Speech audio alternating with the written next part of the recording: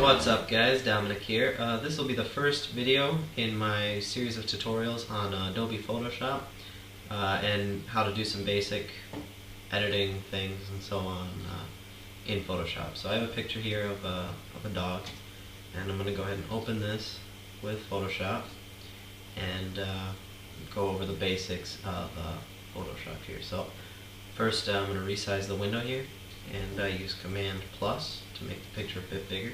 Sorry, it is a little pixelated. So first tool here on the left is your regular pointer tool, with which over here in the layers, if I don't have this as a background to my picture, but if I double click it and make it an actual layer here, I can now manipulate this and go Command T to free transform it, and I can transform it like this, and if I don't want it to be deformed, I can hit Shift and it'll keep its width by height ratio. So we're going to go up here and hit Cancel. So keep that right where it is. The second tool is a square or elliptical marquee tool, or selection tool if you will, where you can simply select a square or circle, of course, and do whatever with that. For instance, color it in with the paint bucket tool here. If I want to pick a color down here, say red, I can paint that in. And it's only going to paint the portions it sees here because I'm on this layer.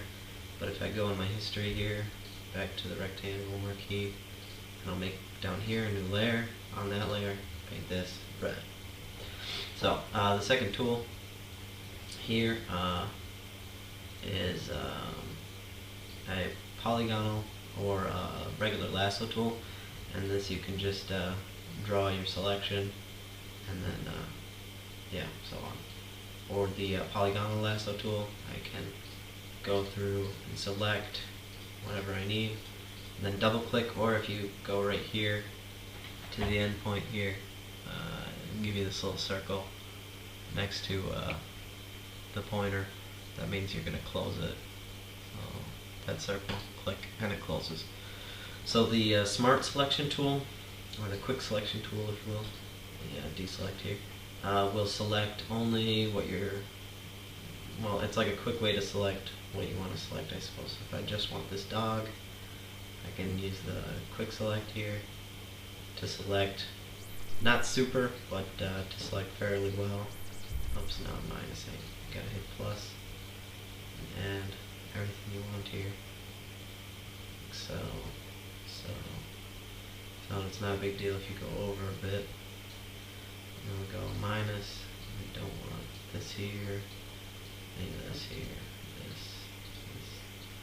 So it's just a quick way to select. So, and then yeah, we can right click, layer via cut, or layer via copy, so on.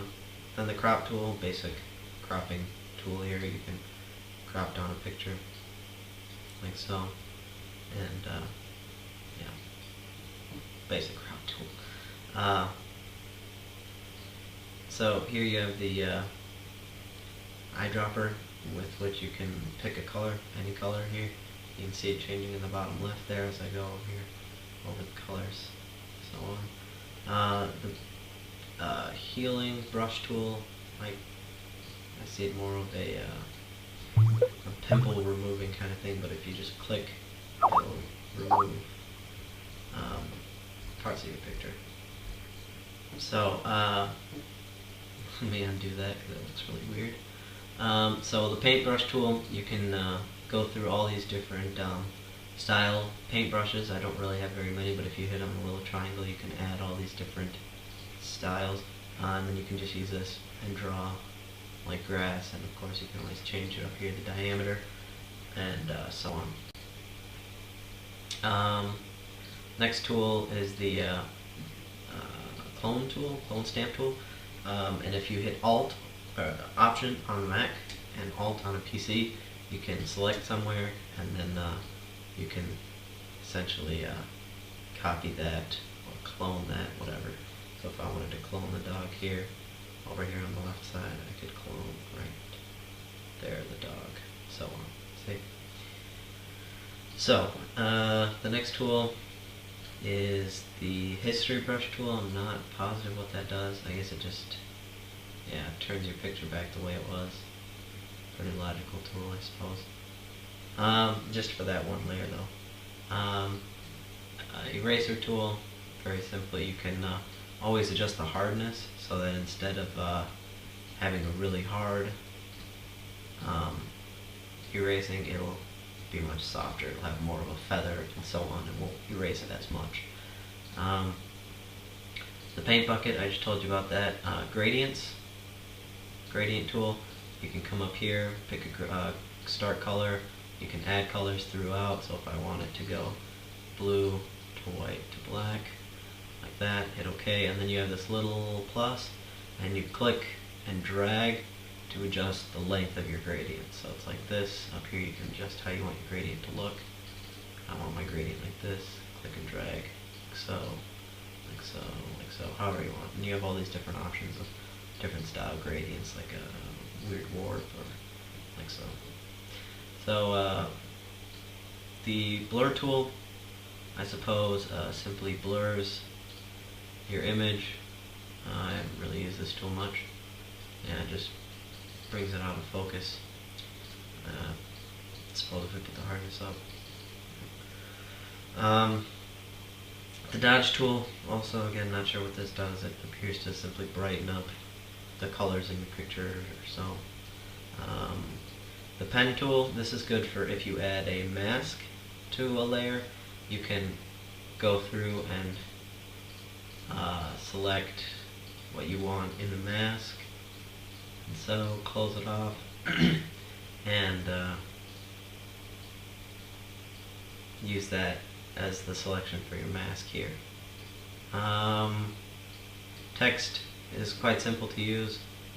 You simply click where you want your text and you type, like so.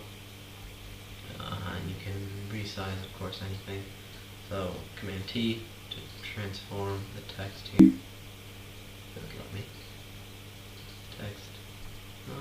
Hold on.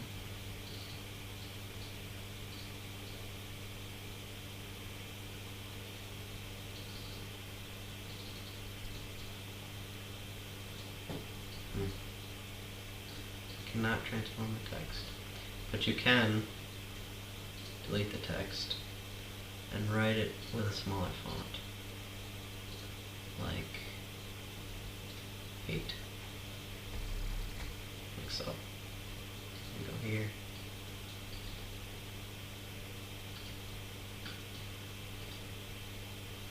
there we go. So Command T, free transform, and there we go.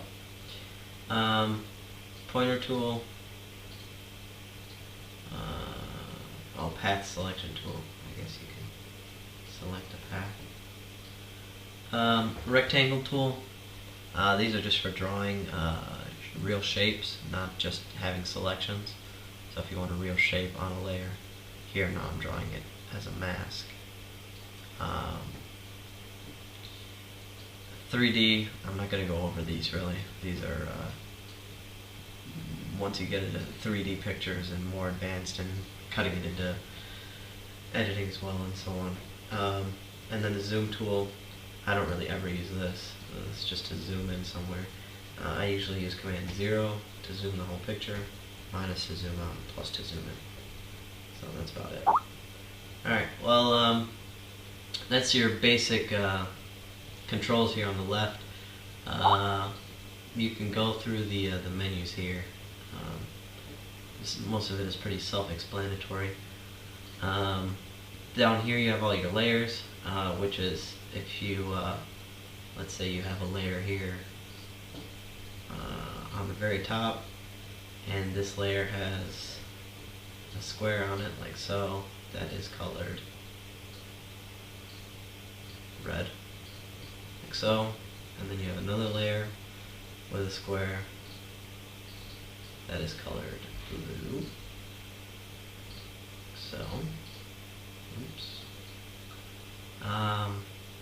It basically adjusts your order.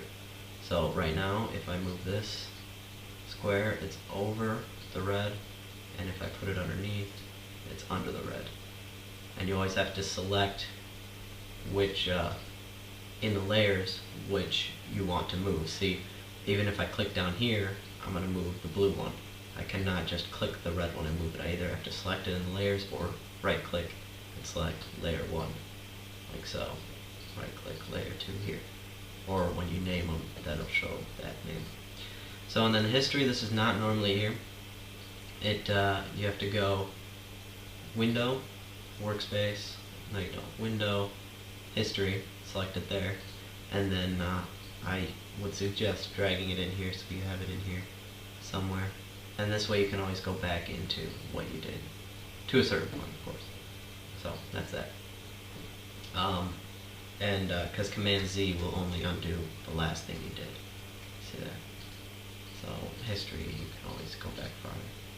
So that's that. That's the basic overview of Photoshop, and you can mess around with what I've explained and get started on working on some pictures. So, thanks guys for watching, and please subscribe. See ya.